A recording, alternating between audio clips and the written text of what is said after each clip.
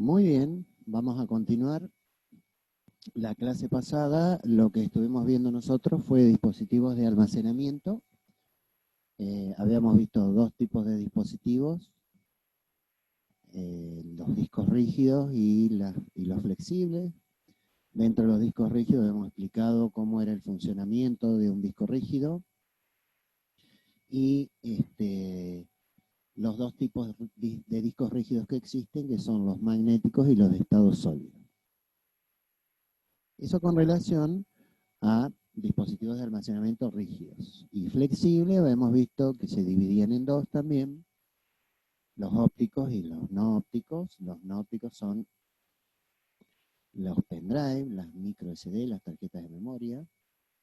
Habíamos visto cuáles eran sus características y capacidades. Y dentro de los ópticos hemos visto CD, DVD, Blu-ray y HD.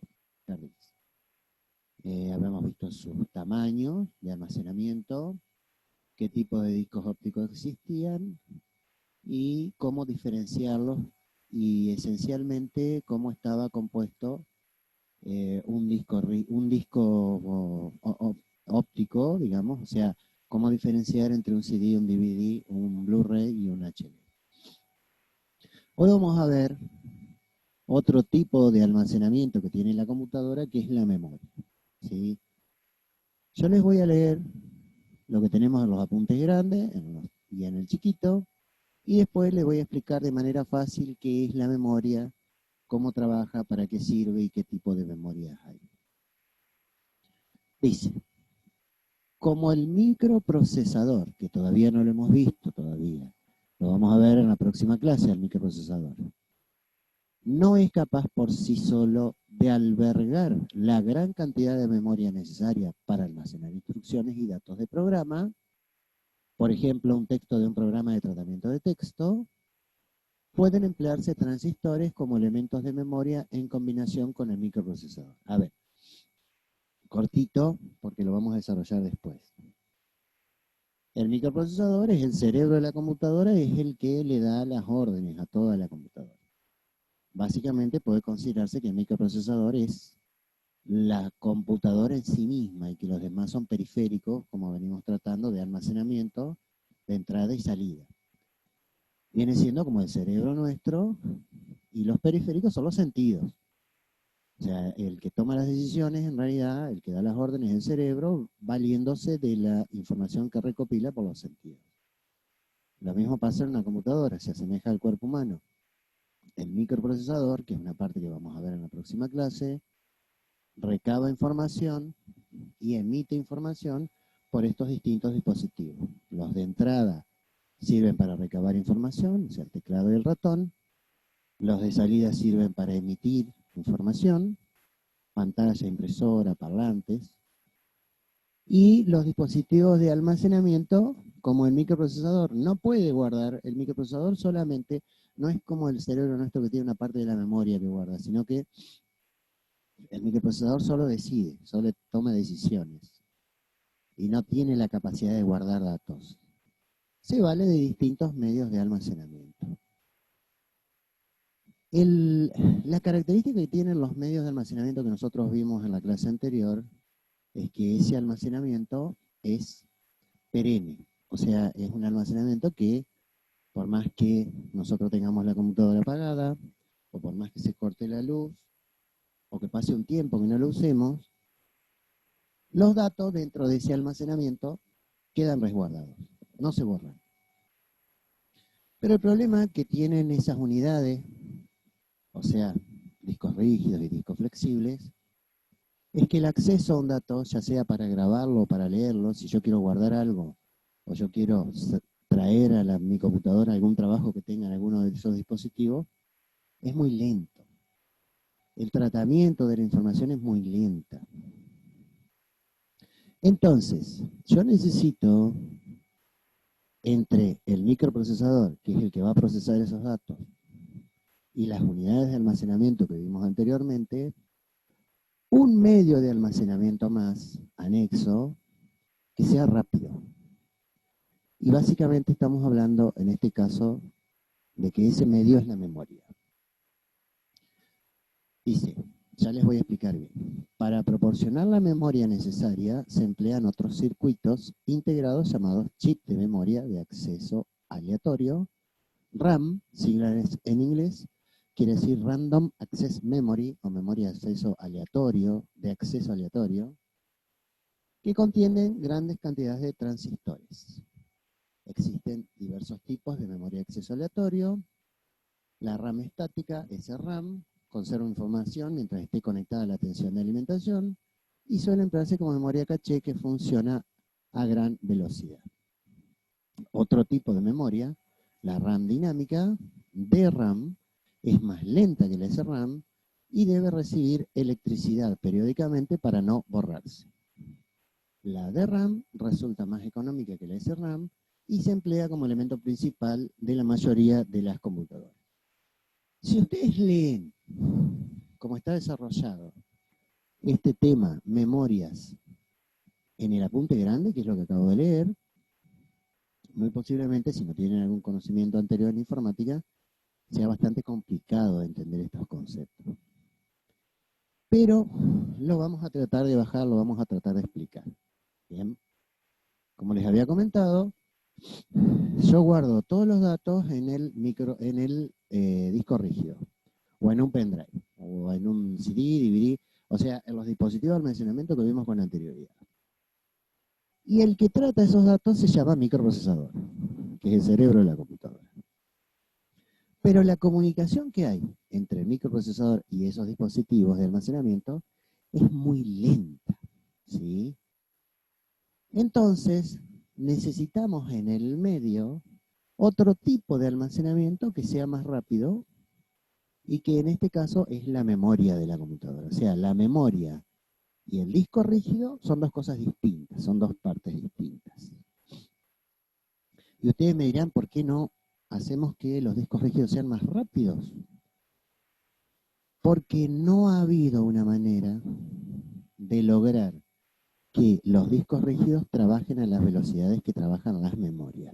Y ahora les voy a dar un breve pantallazo general de qué son las memorias y cómo trabajan para que ustedes lo comprendan. Primero y principal, cuando ustedes guardan un dato en la memoria de la computadora, ese dato es guardado o accesado en un nanosegundo. O sea, dependiendo de las velocidades de las memorias, pues las memorias también tienen velocidades, mientras más rápidas son más caras, ese dato se puede acceder de manera estándar en un segundo dividido en 1.000.000. O sea, si ustedes cuando pasa un segundo lo dividen en 1.000.000 de partecitas chiquitas, esa sería la velocidad con la cual trabaja la memoria. Cuando ustedes van a acceder a un disco rígido, ese dato se accede en 1 milisegundo. O sea, un segundo dividido en 1.000.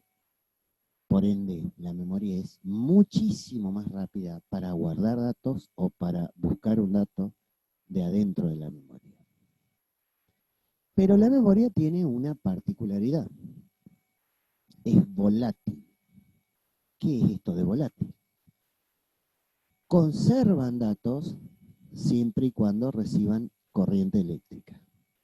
Las memorias están diseñadas para alojar datos de manera ultra rápida, pero no para dejarlo guardado de por vida como un disco rígido, sino que cuando ustedes apagan la computadora, la memoria automáticamente se vacía, queda liberada, queda libre, queda con todo el espacio disponible en blanco. Entonces, la cosa es así. Cuando yo accedo, supónganse, al currículum que grabé en el disco rígido, lo voy a acceder porque conveníamos que en el disco rígido los datos se guardan y no se borran, salvo que el usuario los quiera borrar. Ese dato, ese currículum, automáticamente se pasa a la memoria, se aloja en la memoria mientras yo tengo la máquina prendida, y todos los cambios que yo les voy haciendo los va ejecutando el microprocesador en la memoria. O sea, el microprocesador va diciendo, pongan una letra A acá, pongan un espacio, háganlo en negrita, háganlo así de tal cosa. Va dando las instrucciones. En definitiva, soy yo el que le va dando la orden al microprocesador porque yo voy escribiendo por teclado. Toma mis pulsaciones del teclado, lo que yo voy escribiendo, el microprocesador, y le dice al currículum que está guardado en la memoria, inserta esta palabra, hace tal cosa o la otra. Cuando yo termino mi currículum y le doy a la opción guardar en el programa en el cual yo estoy trabajando, la opción o lo que sucede adentro no es nada más ni nada menos que el microprocesador le dice a la memoria, bueno, a todo ese currículum que el usuario estuvo modificando, pasáselo al disco rígido para que quede guardado. ¿Por qué?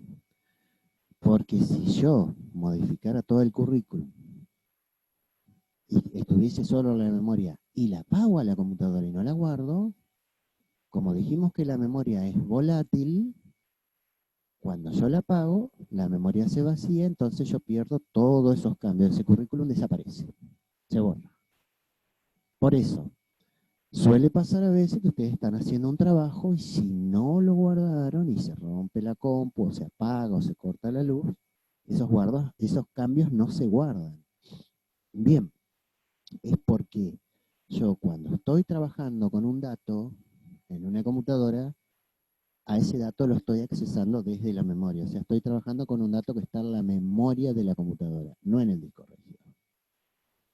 Cuando termino de trabajar con ese dato y le doy la orden de guardar, el proceso que se realiza es la memoria a ese dato que yo modifiqué o que estuve trabajando, se lo pasa al disco rígido para que lo almacene. Entonces, ese es el procedimiento, por eso hay memoria y por eso hay discos rígidos en una computadora. O sea, el disco rígido es muy bueno porque me permite almacenar y no se borran los datos, pero es muy lento. La memoria es la que almacena los datos mientras yo estoy trabajando, pero el problema que tiene es que le saco la corriente y se borra. Entonces es una contra. Por eso es que cada vez que ustedes prenden una computadora y ejecutan un programa, supónganse el Word, que es un procesador de texto, el microprocesador le ordena al disco rígido que le pase el programa Word que está almacenado adentro de su disco rígido a la memoria. Entonces el Word se está ejecutando desde la memoria. ¿Sí? Entonces ahí nosotros lo que vemos es las diferencias entre memorias y disco rígido. ¿Por qué tenemos memoria y por qué tenemos disco rígido? Bien. Derivado de este funcionamiento es que tenemos que saber interpretar qué tipo de memoria vamos a tener en nuestra computadora, qué velocidad, pero también otro factor muy importante que tienen que tener en cuenta es qué capacidad de almacenamiento debe tener la memoria. Si yo tengo una memoria muy chiquita instalada, no podré correr muchos programas, no podré guardar muchas cosas de las que estoy ejecutando, o sea, no podré tener muchos programas abiertos porque la computadora se me quede sin memoria. De hecho, quizás alguna vez de ustedes les aparezca algún cartel en la computadora que ustedes usan donde dice que la memoria se está acabando o que, digamos, está demasiado llena, que hay que cerrar algún programa.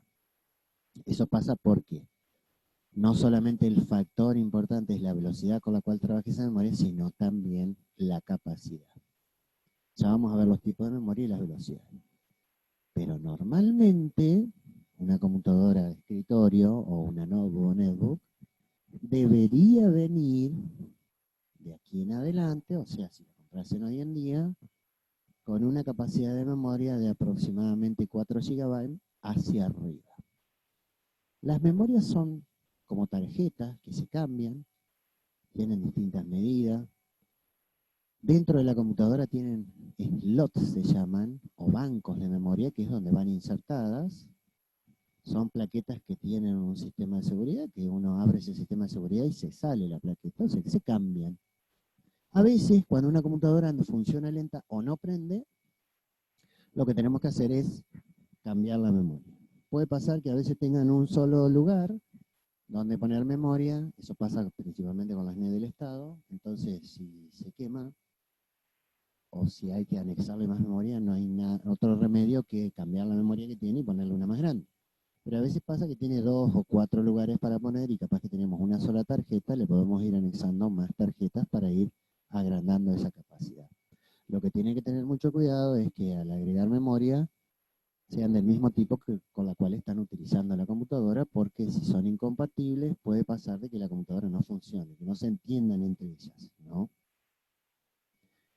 Básicamente hay tres tipos de memoria. Y ahí sí me voy a pasar a los apuntes chicos, que son donde están desarrollados más o menos los tipos de memoria y las velocidades. La memoria SIM era una memoria que trabajaba a 66 MHz, megaciclos. ¿Sí? Ustedes imagínense que todo se mide en megahertz en computación. Es un ciclo, podemos ver lo que son los megahertz. Esta memoria venía para unas computadoritas que venían hace mucho tiempo atrás, hace 20, 25 años atrás, ¿sí? O sea que estas computadoras prácticamente hoy son de museo, las que traían esta memoria, o sea que la computadora que tengan en su casa, ni ahí que va a trabajar con este tipo de memoria. Pero es bueno que lo sepan. Memoria SIM, son todas siglas. Hace aproximadamente unos 10, 15 años atrás, las memorias mutaron y se transformaron en memorias DIM, DIM, en donde la velocidad aumentó de los 66 MHz a 100 o 133 MHz. Normalmente una memoria SIM de las anteriores podía almacenar 4 o 8 megas de RAM. O sea, 4 u 8, porque son todos múltiplos, 4, 8, 16, 32, 64, 128, 256, 512, siempre de a 2, hay que multiplicar de a 2. Imagínense que son 8 megabytes, son 8 millones. Si comparamos una memoria SIM de 8 megabytes, o sea, 8 millones, con un CD que almacenaba 700 megabytes, o sea, 700 millones, un CD tiene mucho más capacidad de almacenamiento que una memoria SIM. Para que se den una idea, digamos, cronológica en el tiempo de qué tiempo tiene esta. Las memorias DIM, por el contrario, podríamos encontrar memorias de 256 megabytes. Pero fíjense que el CD tampoco es muy nuevo, que almacena 700 megabytes, y las memorias DIM no le llegaban al CD tampoco, porque 700 millones contra 256 que almacenaba una memoria DIM, tampoco había mucho acercamiento. Entonces, de ahí es que ustedes podrán sacar también cronológicamente qué tan viejas son las memorias DIM. Ahora, las memorias más nuevas son las DDR, de las cuales, dentro de las memorias DDR hay varios tipos también, hay subtipos. La memoria DDR1, 2, 3 y 4. Ahí dice 1 y 2, pero faltan dos memorias más. Las velocidades arrancan desde los 256 MHz a 512, dice ahí, pero en realidad están por arriba, hasta 3 veces más de 512, o sea, hasta un gigabyte, un gigahertz y medio. ¿Sí? Este tipo de memorias sí son nuevas. Muy posiblemente la computadora que tengan en su casa tenga una memoria DDR y a su vez sea DDR3 o DDR4. Quedan algunas computadoras con memoria DDR2. Un estándar de memoria DDR2 son memorias de 1 GB y hasta 2 GB. Ustedes imagínense que la memoria DDR3 y 4 tiene más almacenamiento. Hay memorias DDR4, que es la última que existe, digamos, en las casas hogareñas, porque hay más grandes todavía, que esa memoria almacena de 8 GB para arriba, ¿sí? Así que las últimas memorias que existen son las memorias DDR, y específicamente DDR4. Pero todo esto que venimos nosotros desarrollando hasta ahora es lo que se llama memoria RAM. Hay dos tipos de memoria a su vez. La memoria RAM, que es la sigla de Random Access Memory, ¿sí? Es esta que está acá abajo, Random Access Memory, memoria de acceso aleatorio. Dice, esta memoria es la que utilizamos para trabajar con las diferentes aplicaciones, ultra rápida, pero es volátil, se vacía por falta de energía. Básicamente existen tres, sin DIN y DDR, su velocidad se mide en megahertz y su capacidad de almacenamiento es un factor preponderante para la velocidad y estabilidad de la PC. Bien, esta memoria es la memoria de usuario que se llama. O sea, es el tipo de memoria que nosotros utilizamos cada vez que prendemos una computadora y utilizamos la computadora para hacer trabajo. Pero sí hay otra memoria que encaja dentro de los tipos de memoria, pero que nosotros no la usamos, pero que sí la usa la computadora y que existe, que se llama memoria ROM. Y es el acrónimo de Read Only Memory, las siglas de memoria de solo lectura. Esa memoria viene de fábrica. Y esa memoria se activa cada vez que ustedes prenden la computadora y normalmente esa memoria se le llama BIOS o CETU, también lo suelen llamar. O se ingresa a esa memoria y se modifica mediante un programa que trae la computadora que se llama Setup. Básicamente en esa computadora ustedes lo que programan son funciones básicas como qué tipo de teclado, cuánta memoria, desde dónde arrancar el sistema operativo, qué disco va a usar, qué fecha, qué hora es. Por eso fíjense que ustedes apagan la computadora y sin embargo la fecha y la hora se sigue manteniendo. Bueno, es porque todos estos datos se guardan en una memoria de solo lectura, o sea, yo puedo modificar la fecha, modificar la hora, pero no la puedo borrar. Solamente la accedo, por eso dice Read Only Memory, o sea, memoria de solo lectura, y que viene de fábrica. Esta memoria, básicamente, la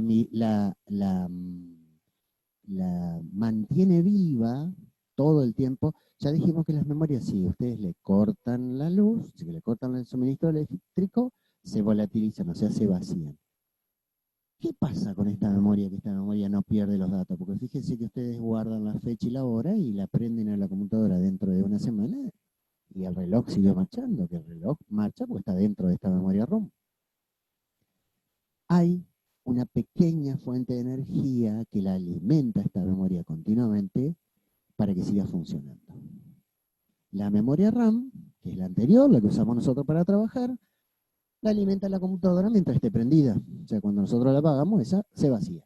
Ahora, esta memoria ROM, que es una memoria que ustedes no van a tocar bajo ningún punto de vista porque pueden mandar una macana, es alimentada por una pila interna que tiene la computadora y eso hace de que esta memoria no se volatilice y que los datos que contiene adentro, esa memoria, sigan guardados hasta un próximo acceso o una próxima modificación.